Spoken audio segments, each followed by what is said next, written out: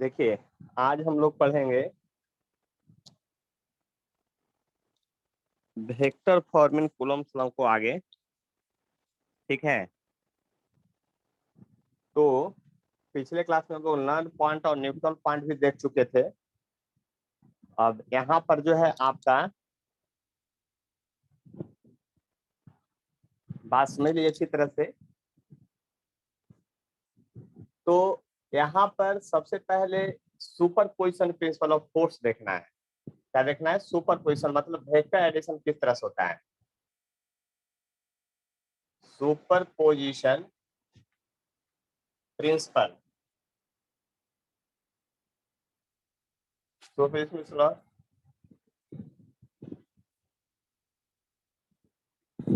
है ना।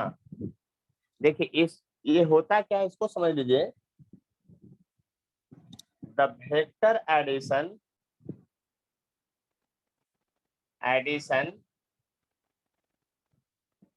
the vector addition of all forces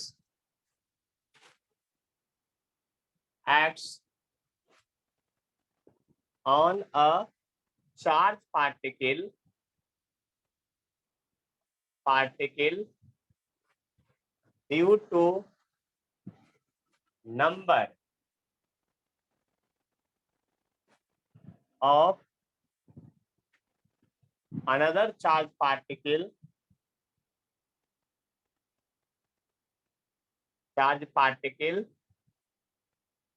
present। ये वेक्टर एडिशन होता है। सिंपल भाषा में समझ लीजिए। जैसे सिंपली आप समझ सकते हैं कि यहाँ पर बहुत सारा चार्ज है। मान लीजिए एक चार्ज इधर है, एक चार्ज इधर है, एक चार्ज इधर है, एक चार्ज इधर है, बहुत सारा चार्ज है। मान लेते हैं कि ये पहला चार्ज है, ये Q1 है आपका यहाँ पर, और इसका पोजीशन वेक्टर R1 है। ये Q2 है, इसका पोजीशन वेक्टर R2 है ओरिजिन के रिस्पेक्ट में। उसी तरह से ये Q3 है, इसका पोजीशन वेक्टर R3 है। उसी तरह से Qn है, इसका पोजीशन वेक्टर Rn है। यानी कि बहुत सारा चार्ज पार्टिकल है, number of charge particle present है। तो सिंपली लिख सकते हैं charge Q1, Q2, Q3, Qn present at position R1, R2, R3, Rn respectively from origin।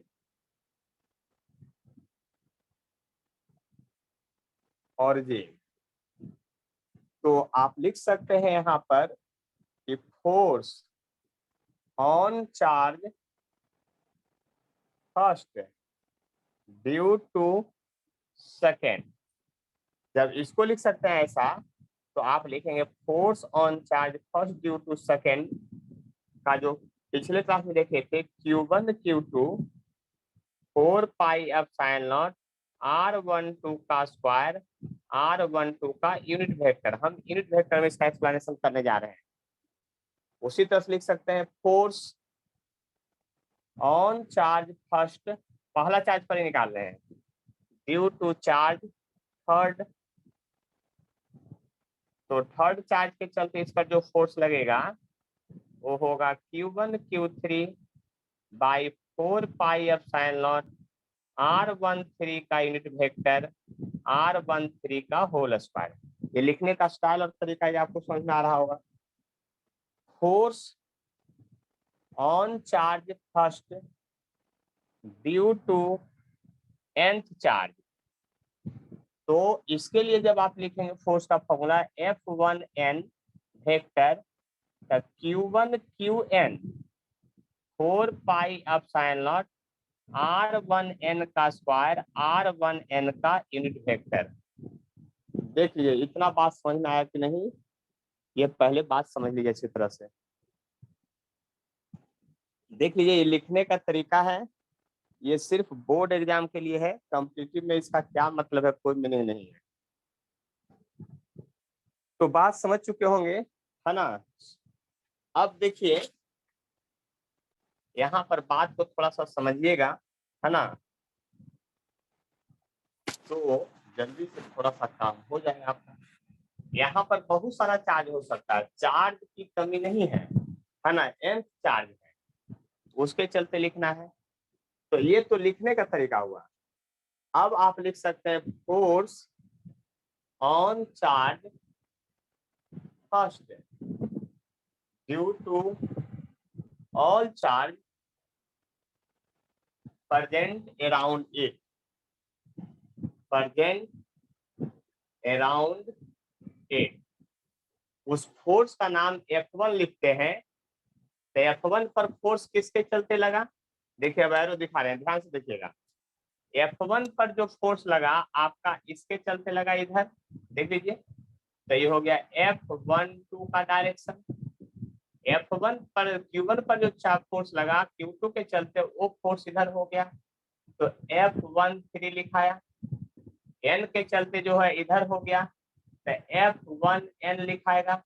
इसी तरह से इस चार्ज पर बहुत सारा फोर्स लग रहा है, जितना भी यहाँ पर प्रेजेंट है सबके चलते लग रहा है, ठीक है। तो उसी को लिख रहे हैं, फोर्स ऑन फर्स्ट चार्ज जो लग रहा है 2 के चलते लग रहा है, फोर्स ऑन फर्स्ट चार्ज लग रहा है जो 3 के चलते लग रहा है, जितना चार्ज प्रेजेंट है सबके चलते लग रहा है, nth चार्ज के चलते भी लग रहा है। यही वेक्टर एडिशन सुपरपोजिशन करवाता है। तो अब आप लिख सकते हैं फोर्स ऑन फर्स्ट, क्या लिख सकते हैं, सब का वैल्यू जो यहाँ लिखे थे उन सभी में एक टर्म सब में कॉमन है, वो टर्म ये कॉमन है, देख लीजिए ध्यान से। फिर जो कॉमन नहीं है वो है Q2 R12 का होल स्क्वायर, R12 का यूनिट वेक्टर।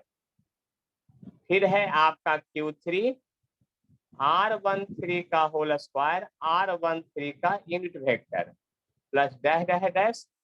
फिर है Qn R1n का यूनिट वेक्टर, R1n का होल स्क्वायर। ये है इतना, देख लीजिए। अब जब लिखेंगे फोर्स ऑन चार्ज फर्स्ट, तो आप सोचिए क्या लिखेंगे, Q1 4 पाई एप्सिलॉन नॉट। देखिए ये समेशन का साइन है, इसको समझ लीजिए, मतलब सबके जोड़ करके एक बार लिखेंगे। इनिशियली शुरुआत करना है कहाँ से और n तक जाना है, जबकि यहाँ Q I होगा, R1 I होगा यूनिट वेक्टर में, और R1 I होगा यूनिट वेक्टर होल स्क्वायर। यही लिखने का तरीका है आपका सुपरपोजिशन प्रिंसिपल में। अब यहाँ पर इनिशियल वैल्यू कहाँ शुरुआत करें, कि 1 से या 2 से या 3 से या 4 से, ये आप लोग को सोचना है। बोलिए जल्दी से आप लोग, कहाँ से शुरुआत करें। 2 से सर। कितना से, 2 से। 2 से। लगता है मैं थोड़ा पढ़े हैं, चलिए अच्छा बात है। 2 से, क्योंकि 1 कॉमन में है। लेकिन यही अगर मैं यहाँ चार्ट 0 1 2 3 4 5 n लिखते, 0 से चालू करते, तो 0 वाला काउंट होता बाहर कॉमन में, और तब यहाँ 1 से शुरुआत होता। मतलब कि जो कॉमन आ गया उसके एक टर्म आगे से आपका चालू करना है। और ये लिखने का तरीका है, ये सिर्फ और सिर्फ जब भी आएगा तो बोर्ड में आएगा, अन्यथा इसका कोई यूज नहीं है आपके लिए। हाँ यूज है यही कि समझना है कि यहाँ अगर वेक्टर है तो वेक्टर का पूरा यूज करना है, वेक्टर को समझना पड़ेगा। देख लीजिए आराम से। अब आगे बढ़ेंगे, चूंकि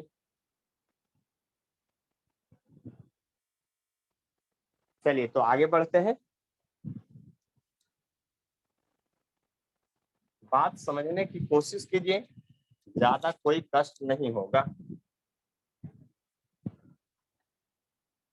देखिए अब जो है इस पर क्वेश्चन देखेंगे, कैसे क्वेश्चन बनता है। देखिए सब कुछ एनसीईआरटी में दिया है, एनसीईआरटी के अकॉर्डिंग पढ़ाएंगे, बहुत जल्दी सिलेबस समाप्त हो जाएगा, है ना।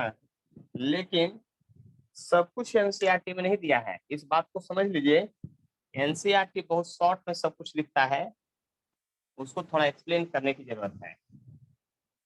देखिए, अब कूलम्बिक फोर्स में हम एक क्वेश्चन लिखते हैं, यहाँ पर ये लिखते हैं देखिए बहुत सारा क्वेश्चन करवाएंगे। Find net force on charge Q1। आने की जितना भी अभी क्वेश्चन देंगे सभी में Q1 चार्ज पर नेट फोर्स बताना है आपको क्या होगा। देखिए पहला क्वेश्चन है आपके पास, यहाँ एक इक्विलैटरल ट्रायंगल है, इक्विलैटरल ट्रायंगल है, यानी सबका साइड जो है L मान लेते हैं, साइड L मान लेते हैं। यहाँ पर जो चार्ज है वो Q प्रेजेंट है, और यहाँ पर चार्ज है जो भी Q प्रेजेंट है, लेकिन यहाँ चार्ज जो है आपका Q1 प्रेजेंट है। यहाँ जो चार्ज है आपका क्या है, Q1 प्रेजेंट है। देखिए दूसरा नंबर जो क्वेश्चन है, यहाँ पर एक इक्विलैटरल ट्रायंगल है,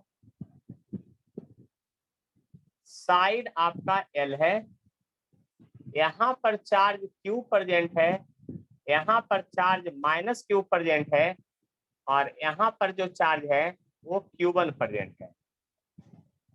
तो दो क्वेश्चन हम बता रहे हैं। यहाँ पर फिर कहता है कि नेट फोर्स बताइए कि आखिर क्या होगा इस पर। नेट फोर्स की बात कर रहा है Q1 पर, पहले ही क्वेश्चन में लिखा हुआ है। तो देखिए ध्यान से समझिएगा, यहाँ पर प्योर बिहारी भाषा आपको समझना पड़ेगा। Q1 पर अगर नेट फोर्स निकालने के लिए कहा गया है तो आप जो सिर्फ है Q1 पर ध्यान देंगे। आप ये सोचिए इस Q1 चार्ज को किसने किसने ठोका, याद कीजिए, यानी इस Q1 चार्ज को किसने किसने फोर्स लगाया, ये सोचिए। यह नहीं सोचना है कि यह दूसरे पर क्या किया, इस Q1 चार्ज पर किसने किसने फोर्स लगाया ये सोचिए। तो यह चार्ज फोर्स लगाया होगा, लाइक चार्ज है तो इसको रिपेल करने की कोशिश किया होगा, फोर्स का नाम हम F1 रख देते हैं। यह चार्ज इसको क्या किया होगा, यह चार्ज भी इसको रिपेल करने की कोशिश किया होगा, और इलेक्ट्रोस्टैटिक फोर्स जो है दो लाइन के मिले लाइन के लॉन्ग ही लगता है हमेशा। तो मान लेते हैं कि ये F2 लगा होगा फोर्स, पता नहीं, हम मान लिए। अब सबसे पहले हम स्केलर फॉर्म में इसका मैग्नीट्यूड निकालेंगे, F1 का मैग्नीट्यूड क्या होगा। तो F1 का जो मैग्नीट्यूड है वो लिखाएगा Q1 by 4 pi epsilon not distance का स्क्वायर, लिख दिए, देख लीजिए डिस्टेंस का स्क्वायर। और जब F2 लिखेंगे तो F2 का वैल्यू भी देखते हैं क्या है, Q1 होगा 4 पाई एप्सिलॉन नॉट डिस्टेंस का स्क्वायर होगा। इसका मतलब दोनों जो चार्ज है, दोनों जो फोर्स है वो सेम है। तो मान लीजिए कि F1 equal to F2 equal to F मान लीजिए। कैसे क्यों मान रहे हैं उसका रीजन अभी पता चलेगा। अब दोनों फोर्स का मैग्नीट्यूड हमको पता चल गया है। अब दोनों वेक्टर है, इसका जोड़ ऐसा नहीं जोड़िए कि दोनों को 2 से गुना कर दिए हो गया आंसर। अब पहले ये पता करना पड़ेगा ज्योमेट्री से जा करके, आप अपने दिमाग से जा करके कि ये दोनों वेक्टर के बीच का एंगल कितना है। तो आपको जब इक्विलैटरल ट्रायंगल है तो ये एंगल 60 डिग्री होगा, तो ये भी एंगल 60 डिग्री होगा। अब देखिए ध्यान से, यदि दो वेक्टर 60 डिग्री पर है तो रिजल्टेंट कैसे निकालते हैं उस बात को ध्यान देना पड़ेगा। तो यानी दो वेक्टर जब 60 डिग्री पर है तो आपको रिजल्टेंट का फॉर्मूला याद होना चाहिए, क्या, कि F1 का स्क्वायर F2 का square 2F1 F2 cos theta होता था। रिजल्टेंट का फॉर्मूला याद कीजिए।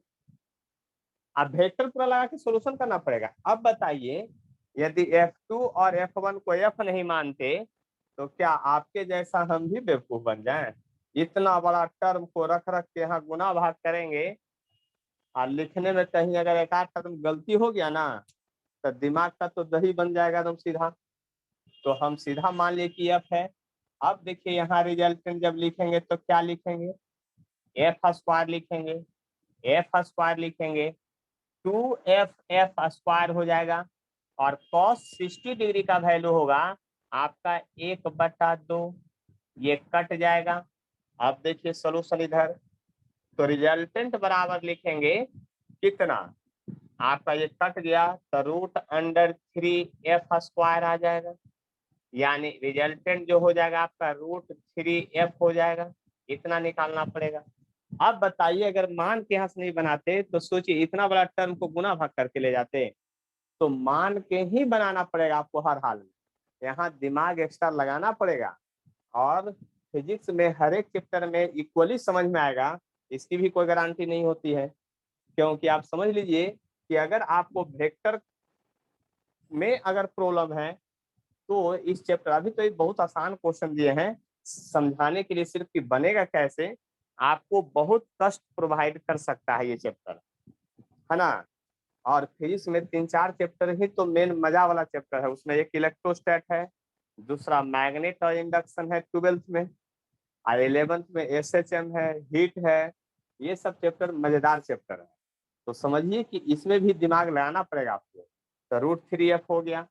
अब रिजल्टेंट का जो फॉर्मूला होगा वो √3 तो होगा ही, और कोई एक लिख दीजिए, तो √3 Q³/4πε0 डिस्टेंस का स्क्वायर हो जाएगा।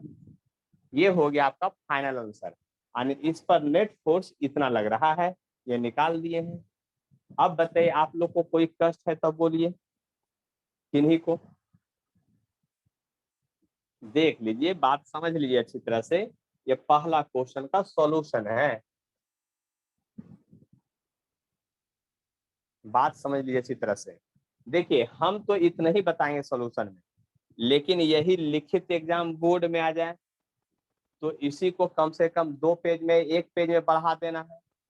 अब बढ़ाने का तरीका के लिए आपको हेल्प लेना पड़ेगा NCERT बुक, उसमें 3 क्वेश्चन एग्जाम्पल में दिया है और पूरा लैंग्वेज लिखा है।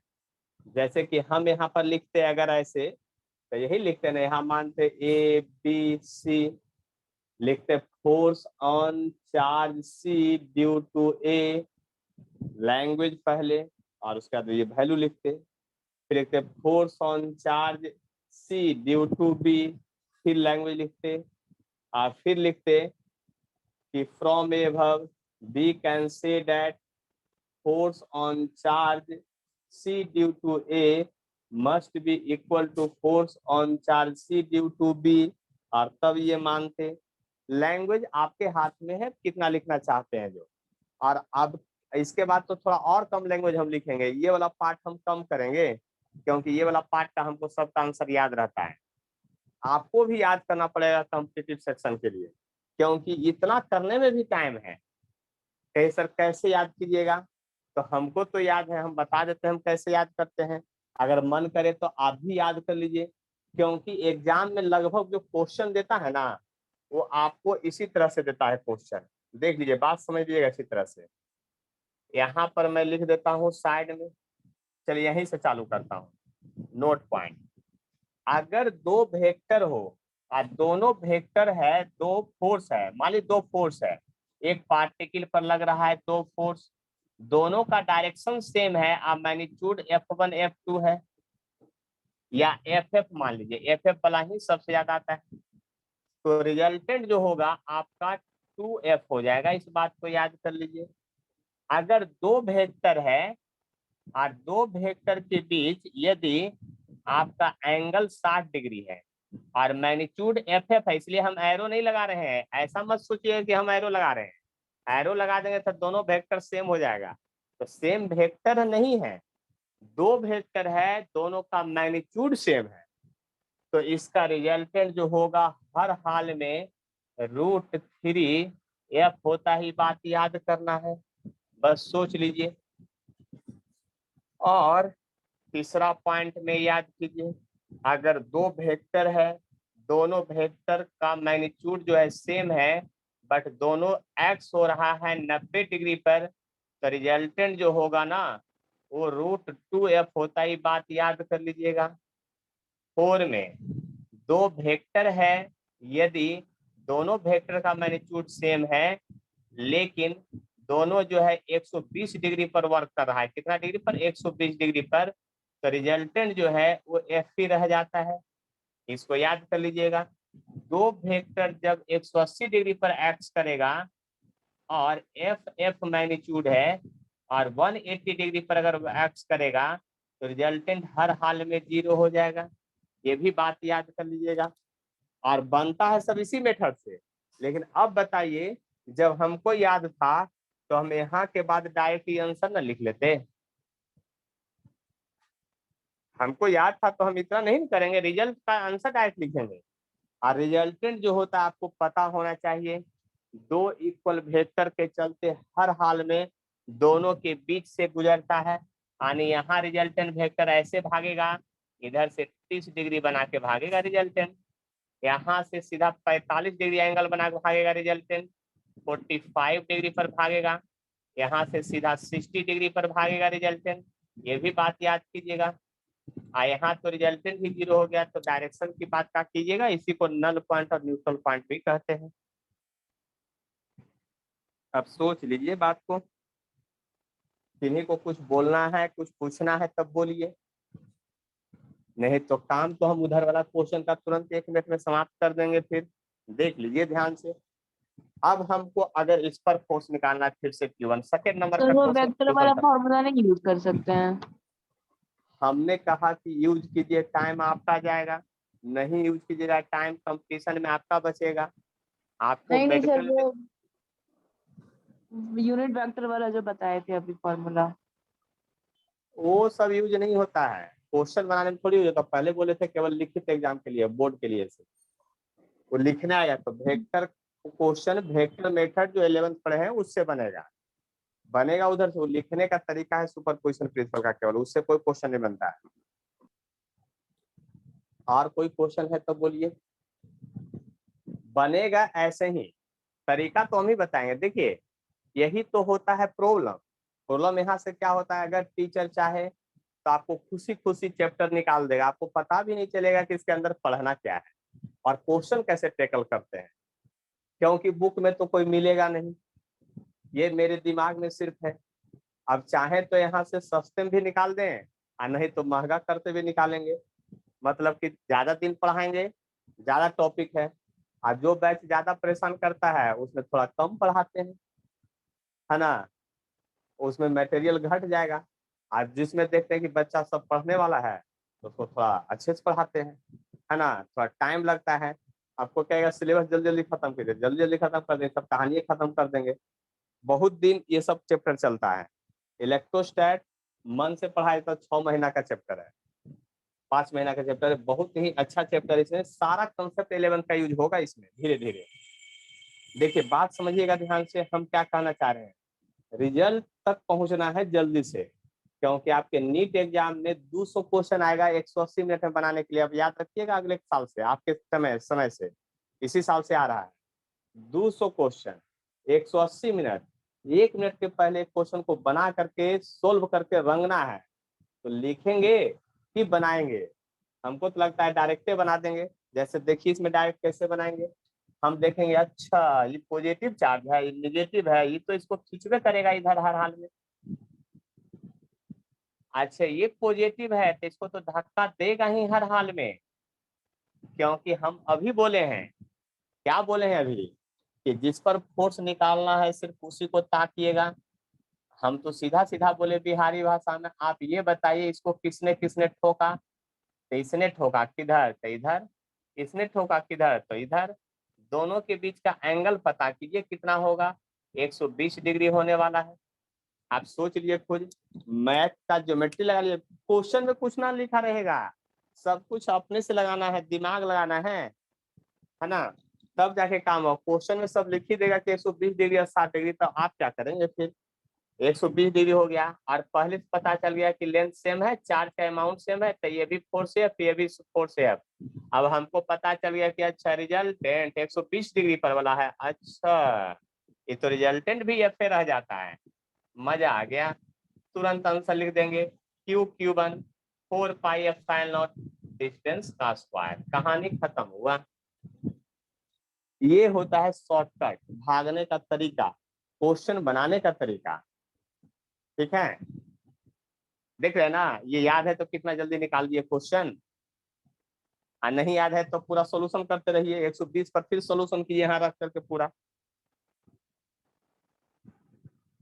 कोई डाउट है तो बोलिए, देख लीजिए ध्यान से। स्क्रीन शॉट लेना है तो ले लीजिए जल्दी से, क्योंकि इसका आप लोग की बारी है। क्वेश्चन देंगे 4-5 गो, फट से बना के व्हाट्सएप पर भेजना है ना।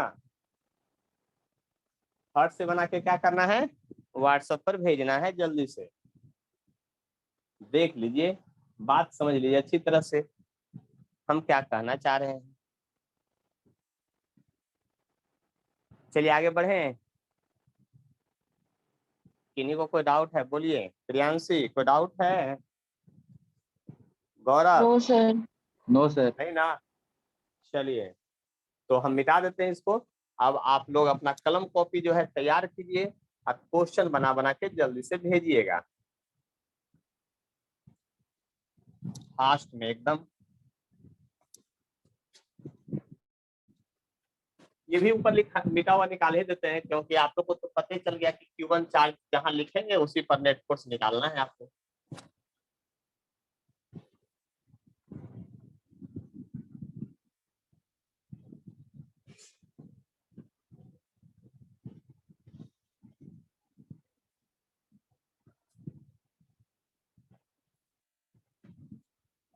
देखिए,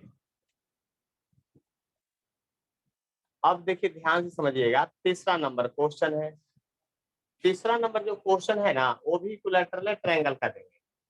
और देखिए क्या है, यहाँ पर एगो चार्ज है Q है, इसके परपेंडिकुलर बाइसेक्टर पर है। यहाँ चार्ज Q1 है, यहाँ चार्ज जो है Q है, लेकिन यहाँ चार्ज जो है ना वो -Q है। तो नेट फोर्स इस पर निकालना है। साइड L है, ये बात याद करना है। अब आपको खुद पता करना पड़ेगा कि यहाँ से यहाँ तक का दूरी L के टर्म में क्या होता है। समझे ना सॉल्यूशन कैसे होता है, उस बात को समझिए। अब देखिए, यहाँ पर जो है आपका चौथा नंबर प्रॉब्लम है। एक चार्ज ऐसे है, बात समझ लीजिए, ऐसा फिगर है इक्विलैटरल ट्रायंगल का। ये सेंटर है, बिल्कुल सेंट्रॉइड। यहाँ चार्ज Q1 है, यहाँ Q है और Q चार्ज है, डिस्टेंस L है। इस बात को समझ लीजिए, कोई फर्क नहीं पड़ेगा। जल्दी जल्दी क्वेश्चन बनाना है। 5वां नंबर क्वेश्चन है, फिर से वही क्वेश्चन है, फिर से वही पैटर्न है। यहाँ चार्ज आपका ये Q1 चार्ज है, यहाँ पर माइनस, यहाँ पर Q चार्ज है, और यहाँ पर -Q है, और यहाँ पर -Q चार्ज है। साइड L है, इक्विलैटरल ट्रायंगल है, तो इस पर नेट फोर्स जहाँ Q1 लिखा हुआ है बना करके तुरंत भेजना है। 3 क्वेश्चन है, तीनों का सॉल्यूशन बनाना है, और तुरंत हमको बतलाना है कि आखिर आंसर क्या आने वाला है। हम आपका इंतजार करते हैं। तीनों बना करके भेजना है डायरेक्ट, बस इतना ही सोच लीजिए।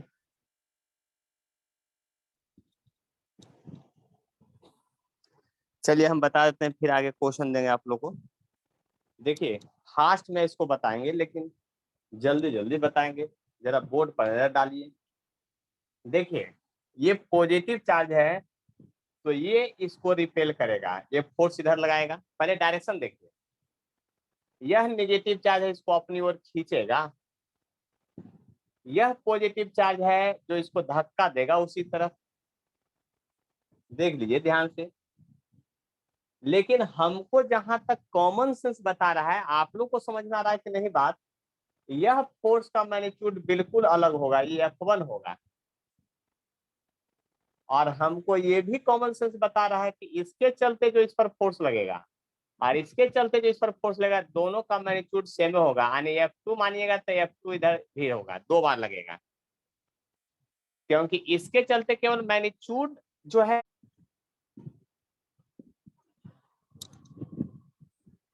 देखिए यहाँ पर जो था हम लोग देख रहे थे, तो इसमें ये पता चला कि इसके चलते जो इस पर मैग्नीट्यूड होगा, इसके चलते जो इस पर मैग्नीट्यूड है सेम है डायरेक्शन।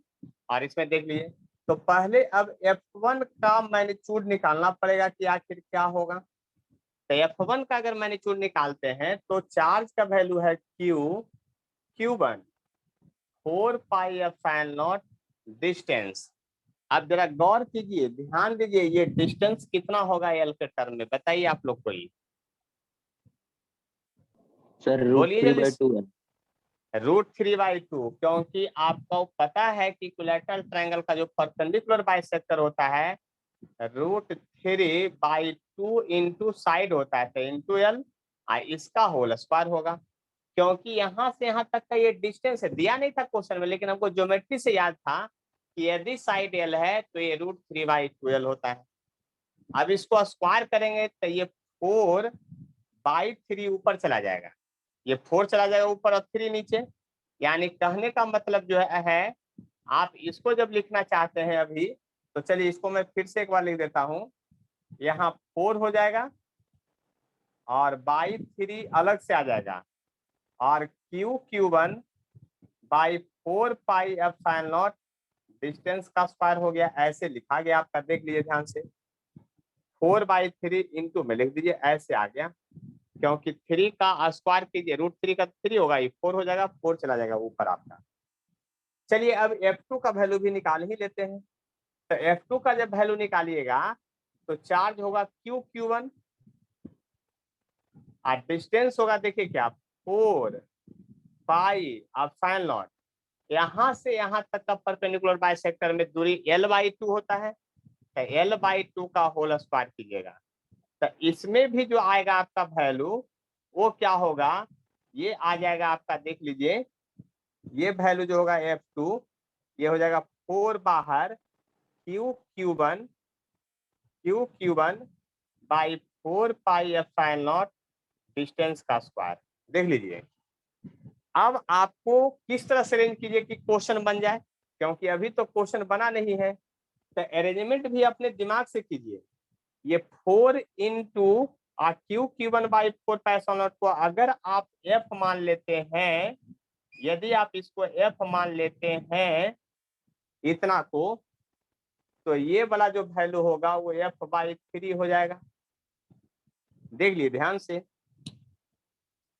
यदि आप इसको F मान लेते हैं तब, यदि आप इसको F मान लेते हैं तब 4 इंटू Q3 4 पाई नॉट, तो देखिए 4 into Q3 4 pi not, L का स्क्वायर को अगर F मानते तो F/3, यानी ये फोर्स F हो गया, ये फोर्स F/3 हो गया। इतना मैग्नीट्यूड निकालने के बाद पहले अपने से मानना पड़ेगा, नहीं मानिए तो आप समझ सकते हैं फिर में इतना बड़ा पड़िएगा कि आपसे सोल्यूशन ही नहीं होगा। तो फिर इसमें रिजल्टेंट निकालना है, क्या कीजिएगा भाई, तो अब 2 फोर्स है इधर एक साथ, F2, तो यानी कि फाइनली अगर आप लिखते हैं तो इधर 2F है, F2 है, तो F2 को तो F माने थे, यानी इधर 2F है, इधर कितना है, F1 है, तो F1 का वैल्यू तो इधर F/3 है, क्या है, इधर F/3 है। ऐसे लिखिए पहले वेक्टर सॉल्यूशन, यानी कि इलेक्ट्रोस्टैट में ये पहला पार्ट देख लीजिए वेक्टर पर कितना आधारित है। अब जब दो गो वेक्टर 90 डिग्री पर आया तो अब तो आपके पास कोई उपाय भी नहीं है। दो वेक्टर जब 90 डिग्री पर होगा तो दोनों को स्क्वायर करके अंडर रूट करेंगे, F/3 का होल स्क्वायर आप प्लस 2F का होल स्क्वायर। देख लीजिए ध्यान से, अब यहाँ से आपका F कॉमन बाहर आ जाएगा, क्योंकि F स्क्वायर है, रूट के अंदर होगा 1/9 प्लस 4 होगा। देख लीजिए हम कुछ नहीं कर रहे हैं, एलसीएम ले लेंगे, 9 चौका 36 हो जाएगा, 1 37 हो जाएगा, यानी रिजल्टेंट जो हो जाएगा आपका √37 बाई 3 हो जाएगा 9 का, और इंटू F आ गया। देख लिए ध्यान से, अब तब तो आंसर आप लिख सकते हैं रूट अंडर 37 आप बाई कितना 3 और एफ के बदले वैल्यू ये वाला 4 by 4 pi epsilon not distance का स्क्वायर। अब आप इसको कटवाइए छटवाइए जो करना है कीजिए, वो आपकी मर्जी है, क्योंकि ऑप्शन में ये भी आंसर नहीं दिया रहेगा। हो सकता है कुछ टर्म काट करके दिया रहे, दशमलव में निकाल के दिया रहे, ये तो अब आपको सोचना है कि कैसे बनाना है। तब प्रियांशी समझ में आ गया? देख लीजिए। Yes sir. सलोनी आपको समझ में आ गया?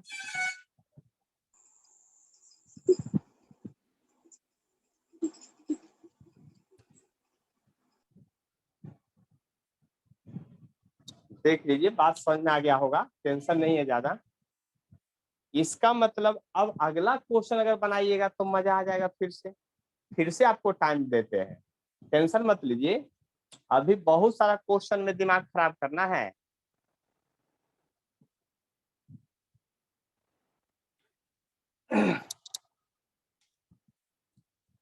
देखिए थोड़ा बहुत फिर से हम समझाते हैं, जल्दी जल्दी में फास्ट में देख लीजिएगा।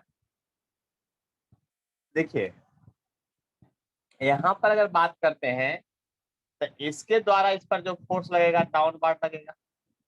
ये जो रिपेल करेगा उस डायरेक्शन से इधर करेगा, और ये जो रिपेल करेगा उस डायरेक्शन से उधर करेगा। अब प्रश्न ये उठता है कि तीनों फोर्स इक्वल होगा या इक्वल नहीं होगा। इस पर पहले डिस्कशन कर लेते हैं। तो इक्वल होगा कि नहीं होगा, इसको जानने के लिए क्या करना पड़ेगा? सबसे पहले चार्ज का नेचर, यहाँ Q1 Q है, Q1 Q है, Q1 Q, यानी चार्ज पेयर सेम है सब में। देख लीजिए, जब चार्ज पेयर सेम है तो आप खुद सोचिए कि हम क्या कह रहे हैं। अब डिस्टेंस देखते हैं, यहाँ से जो डिस्टेंस ये होगा, यहाँ से जो डिस्टेंस ये होगा, और यहाँ से जो डिस्टेंस होगा वो सेम होगा। तो यदि आप लोग बनाए हैं तो हमको ये बताइए वर्टेक्स से सेंटर की दूरी कितनी होती है साइड के टर्म में। ये सर सब 2L चूंकि by याद 3 करना। कितना? 2L by 3 2L/3। तो 2:1 के रेशियो में डिवाइड होता है। तो ये साइड L है, इसका रेशियो अलग होता है। साइड के टर्म में बताना है डिस्टेंस कितना होगा, यानी सेंटर से वर्टेक्स के बीच का दूरी आपको पोजीशन R बताना है क्या होगा। आप सही बोले कि 2/3 होता है, लेकिन किसका? √3L/2 का, क्योंकि ये टोटल दूरी √3L/2 होता है। और जब कटवाइएगा तो R का वैल्यू L/√3 होगा, क्योंकि बोर्ड एग्जाम में पूछा हुआ क्वेश्चन है ये, और उसमें पूछेगा, जब तक लिखिएगा नहीं तब तक नंबर देगा नहीं। और वैल्यू ये सब याद करना पड़ेगा, ये बात समझ लीजिए। तो फोर्स का जो वैल्यू होगा वो Q1 होगा, 4 पाई एप्सिलॉन नॉट होगा, और L/√3 का होल स्क्वायर होगा। देख लीजिए ध्यान से। और इसी को जब लिखिएगा तो 3Q1/4 पाई एप्सिलॉन नॉट आपका L स्क्वायर हो जाएगा। इतना फोर्स का वैल्यू आ गया। अब प्रश्न ये उठता है कि इक्विलैटरल ट्रायंगल के सेंटर पर साइड के द्वारा जो एंगल बनता है वो 120 डिग्री बनता है। यानी कि आपको पता होना चाहिए हर हाल में, अगर सिमेट्रिकल फिगर है तो टोटल एंगल 360 होता है, तो ये 120 120 120 होगा। यानी कि अगर यहाँ पर बात किया जाए ऐसे ऐसे और ऐसे, तो आपको पता होना चाहिए कि ये भी F मैग्नीट्यूड में है, ये भी F मैग्नीट्यूड में है, ये भी F है, और ये 120 है, ये 120 है, ये भी 120 है। अब जरा गौर कीजिए, इस फोर्स को भूल जाइए। देखिए यहाँ से बनाने का तो तरीका है, स्कूल से एग्जाम में, बोर्ड एग्जाम में कैसे बनाएंगे। इतना फिगर बनाने के बाद आपको सीधा सीधा एक्स एक्सिस बाई एक्सिस दिखाना पड़ेगा, ऐसे लिखना पड़ेगा कि ये एक्स है और लिखना पड़ेगा कि ये बाई एक्सिस है। अब आपको पता चल गया होगा कि अगर 120 डिग्री है तो ये इधर से 30 डिग्री होगा, और अगर इधर पता चल गया तो 120 डिग्री है यहाँ से तो ये भी 30 डिग्री होगा। क्या बात समझ में आया हम कुछ बोले जो? अब रिजल्टेंट बराबर लिखिएगा, सभी वेक्टर का सम होता है रिजल्टेंट बराबर, याद कीजिए। तो ये वेक्टर का भी सम, ये वेक्टर का भी सम और ये वेक्टर का भी सम। लेकिन अब ज्यादा लैंग्वेज हमको भी लिखने का मन नहीं करता है, तो देखिए ध्यान से, सीधा सीधा कंपोनेंट बदलिए। इसका कंपोनेंट एगो होगा इधर, एगो होगा इधर। तो इधर जो कंपोनेंट होगा वो होगा F cos 30 degree I cap, और इधर जो होगा एफ साइन 30 डिग्री जे कैप। इसका जब कंपोनेंट इधर लिखिएगा तो लिखिएगा minus F cos 30 degree I cap, और इसका जो ऊपर जाएगा एफ साइन 30 डिग्री जे कैप, और ये सीधा वेक्टर नीचे है तो माइनस एफ और जे लिखाएगा। यहाँ तक बात समझ में आई कि नहीं, ये बताइए अच्छे से। सर एक अब बार फिर से देखिए, बताइए ना। एक बार क्या बहुत बार फिर से बताएंगे, लगता है वेक्टर गड़बड़ा रहा है। कहाँ पूछना है ये बताइए। कंपोनेंट समझ में आ गया सर, तब लास्ट क्या वाला एक समझ, बार। ये वाला, यस सर। वही वाला ना। देखिए तो तीन वेक्टर है, तीनों वेक्टर को तोड़ेंगे ना कंपोनेंट में। जोड़ने के लिए वेक्टर एडिशन में ये रूल लगता है कि सभी वेक्टर को जोड़ देंगे, तो जोड़ेंगे तो आई जे करके जोड़ेंगे तब ना बाद में फार्मूला लगेगा, ऐसे लगेगा कैसे? तो इसका एक कंपोनेंट पॉजिटिव एक्स की ओर, एक कंपोनेंट पॉजिटिव बाई की ओर, जिधर से एंगल सटा उधर कॉस, जिधर से नहीं सटा उधर साइन। तो दोनों इस वेक्टर का दो कंपोनेंट दोनों लिख दिए। इस वेक्टर इधर गया तो ये माइनस आई में है इसलिए माइनस, और ये प्लस जे में है तो इस वेक्टर का दो कंपोनेंट वो भी लिख दिए। अब उसके बाद है कि ये वेक्टर सीधा माइनस बाई की ओर है तब माइनस बाई लिख दिए। अब यहीं से काम बन जाएगा। पहले तो ये देखिए कि एफ कॉस 30 डिग्री आई और साइन 30 डिग्री, ये वाला दोनों कॉमन आके कट जाएगा, देख लिए ध्यान से। और कट जाएगा तो रिजल्टेंट बराबर, फर्दर जब हम आप लिखने चलेंगे तो देखिए ध्यान से क्या है, साइन 30 का वैल्यू होता है f/2, मतलब 1/2 तो जे, और फिर f/2j माइनस एफ जे। तो अब आप देखिए f/2 f हो जाएगा, यानी F J minus F J equal to 0, यानी कि रिजल्टेंट क्या हो गया आपका 0 हो गया। इस बात को समझ लीजिए अच्छी तरह से, देख लीजिए कहीं कोई कंफ्यूजन और कहीं कोई गड़बड़ी बिल्कुल नहीं होना चाहिए। अब देखिए गौर से देखिएगा, अगला क्वेश्चन 5 नंबर का, ये 4 नंबर का सॉल्यूशन था।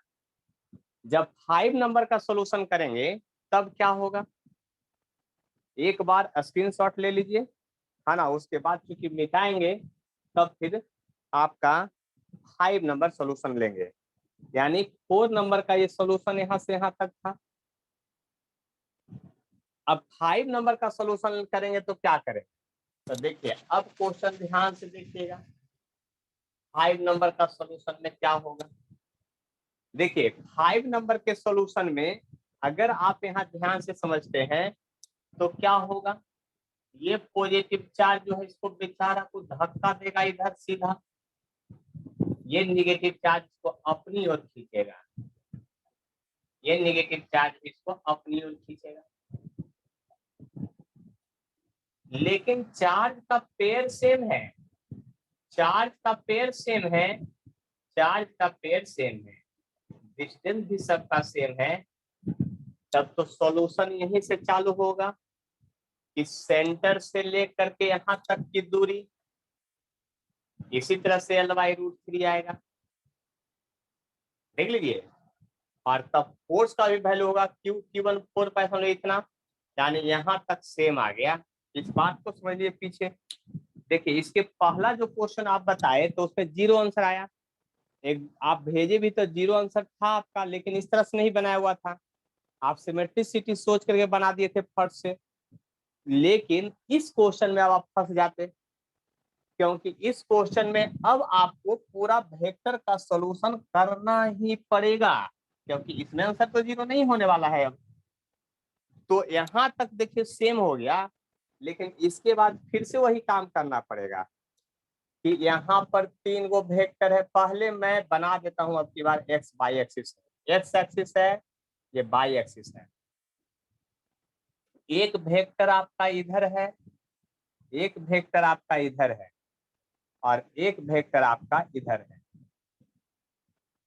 ये भी एफ है, ये भी एफ है, ये भी एफ है। टोटल दोनों के बीच में 120 डिग्री का एंगल है, क्योंकि यह भी दोनों वेक्टर के बीच का एंगल 120 डिग्री होगा। बात सोच लीजिए। तो आप या तो इधर से 30 या तो इधर से 30 30 लिख सकते हैं, या मन करे डिवाइड करके अलग से बनाते इधर से 60 60 ले सकते हैं, जैसा आपका इच्छा, कोई फर्क नहीं पड़ने वाला है।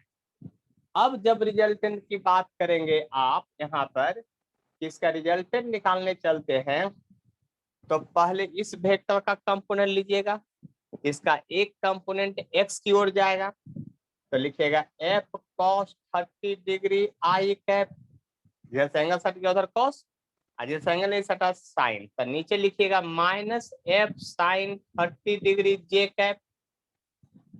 और ये वेक्टर देखिए डाउनवर्ड है, सीधा डाउनवर्ड है, तो माइनस एफ जे। ये वेक्टर इस थर्ड क्वाड्रेंट में, इसका एक कंपोनेंट इधर जाएगा, तो ये माइनस में लिखाएगा आपकी बात, minus F cos 30 degree I cap minus F sine 30 degree J cap. देख लीजिए, बात समझ लीजिए इसी तरह से हम क्या कहना चाह रहे हैं जो, यानी ये वेक्टर ये वेक्टर ये वेक्टर का कंपोनेंट लिख दिए हैं। देख लीजिए गौरव, समझ में आ गया? Yes sir. अंशु समझ में आ गया? आ गया समझ में? अब देखिए ध्यान से, तब अब जरा गौर कीजिए, ये एफ कॉस 30 डिग्री और ये एफ कॉस 30 तो गायब हो जाएगा, दोनों इक्वल है, एक प्लस एक माइनस में से। तो रिजल्टेंट बराबर अब क्या लिखेंगे, F minus F by 2 J cap minus F J minus F by 2 जे, क्योंकि साइन 30 हाफ होता है।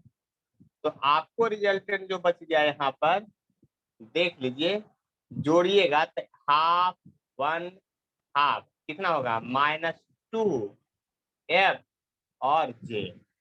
यानी रिजल्टेंट जो है इसमें सभी का रिजल्टेंट मिला के डाउनवर्ड ही हो जाएगा, क्योंकि एफ जे बचा रहा है, लेकिन मैग्नीट्यूड ऑफ रिजल्टेंट जो होगा आपका फोर्स का वो 2 हो जाएगा, और एफ का जो वैल्यू निकाले थे 3Q1/4 pi epsilon not distance का स्क्वायर, यानी कि आप लिख सकते हैं 6Q1/4 pi epsilon not distance का स्क्वायर।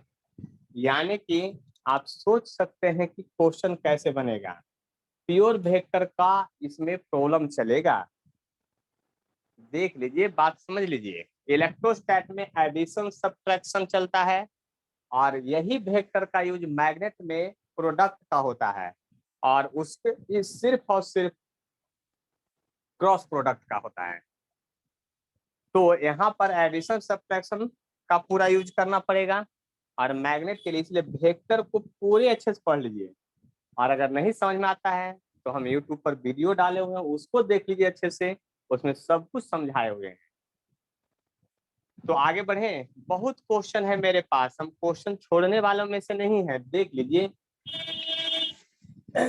अब आगे बढ़ते हैं।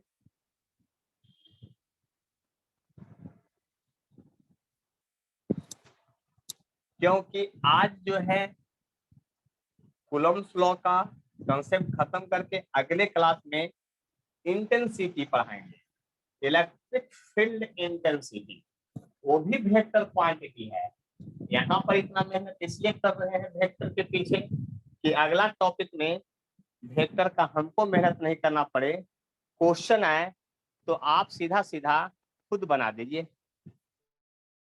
ठीक है, तो बात समझने की कोशिश करते हैं। क्वेश्चन तो बहुत सारा है, आपको अभी बनाना है। अभी तो कितना क्वेश्चन हुआ है?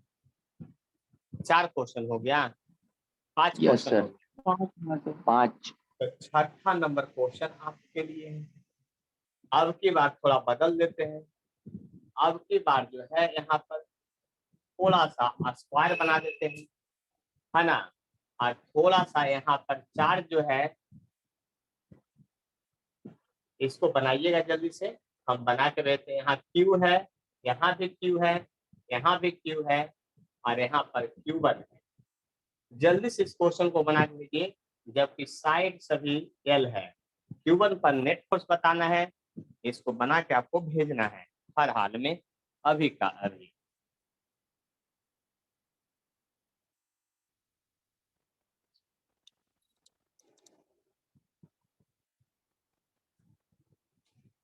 देखिए बन ही गया होगा आप लोग से, फिर भी बता देते हैं, है ना, क्योंकि आपको हेल्प मिलेगा। SC वर्मा का क्वेश्चन बनाइएगा, उसमें बहुत सारा क्वेश्चन इस तरह से बनेगा।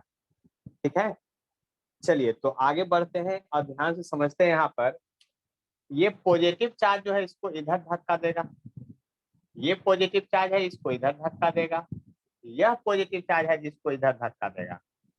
लेकिन ये बात तो हमको समझ में आ गया कि अगर इसके द्वारा इस पर फोर्स F1 मानते हैं तो इसके द्वारा भी फोर्स इस पर F1 ही लगेगा, लेकिन इसके द्वारा फोर्स F1 नहीं होगा।